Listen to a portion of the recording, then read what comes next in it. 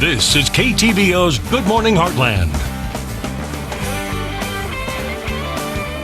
County Clerk Sandy Culp to go over everything you need to know if you plan on voting tomorrow. How are you doing today? Well, I'm doing just fine, and thanks for coming and talking with us. Well, I know that it is definitely going to be a big election year, not only because of proposition and amendments that we have on the ballot, but because it's also presidential elections. So are you expecting a higher volume and turnout with voters this year? Yes, we are. Actually, we are predicting about an 80% voter turnout. So if that's the case, we're going to probably have 13,000 to 14,000 people in the polls on election day. So that's going to be quite a few people. Yes.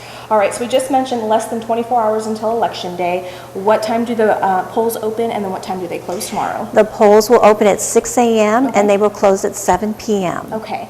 Now, for those that maybe have never voted before, it's their first time, or maybe they just need a refresher, what do they need to bring with them in order to make the voting process a little bit smoother? Well, they need to bring a form of identification with them, and of course, we always provide them with a voter ID card so they can bring that, or their driver's license. That's always a real popular one.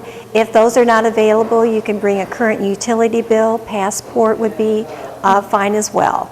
Anything that maybe has your name on it and an address, correct? Yes, that is correct. Now, there's designated polling sites, and I have my voter registration card, and it shows me where I need to go. This is where I need to go in order to vote, correct? That is correct. Okay. And how long do you think the voting process will take when somebody goes in? I know that we have a couple of things on the ballot. Do they need to fill everything out in order for it to count, or can they just vote for one thing if they want to? Well, they don't have to vote for everything on the ballot. Okay. If there is something they are just unsure about or do not want to vote for, it does not affect the rest of the ballot, just that one race or particular amendment or proposition. So everything else on the ballot will be counted. Now, it is a very long ballot this time. It's front and back.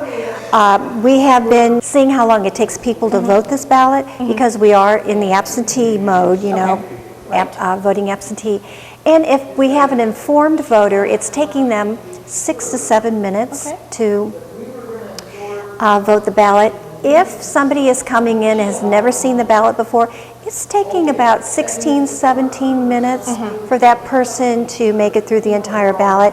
So that could maybe cause for some lines on election day. So just be sure to give yourself plenty of time because we want everybody to, you know, take their time, know the issues and understand them before they vote for them. And not worry about the lines behind you, you know, but just be prepared to maybe, you know, stand in line for just a little bit on election day because it's going to be a big day. Yeah, so if you're planning on going maybe before work, you know, just allow some extra time so you're not late to work, or maybe even, I know a lot of people might be utilizing their lunch time. That is correct, so, yes. Okay. All right. Now, you mentioned that the ballot is a little bit longer than usual, and you're saying that if somebody's informed, it takes them about 6 to 7 minutes. If they have, you know, they need to read through it. Now, does it explain everything on here, what every amendment or proposition that they are voting on? Does it explain what? Well, this is just a condensed version on the ballot because, you know, or else the ballot would be like several pages long, you know. So at the polling place, we will have the entire amendments posted. We have them here at the courthouse as well. And we also have fair ballot language. So that's going to explain it a little bit more in depth. Unfortunately, because of the size of the ballot, there's just limited information for each amendment and the proposition. So it would be good to maybe look at those amendments ahead of time. They've been in the paper, they're posted on the Secretary of State's website, so they are out there if you would, you know, like to take the time to read them. Okay. Anything else you'd like to add to make sure that the voting process is as smooth as possible? Because of course we want everybody to voice their opinion and come out and vote. Yes, we do.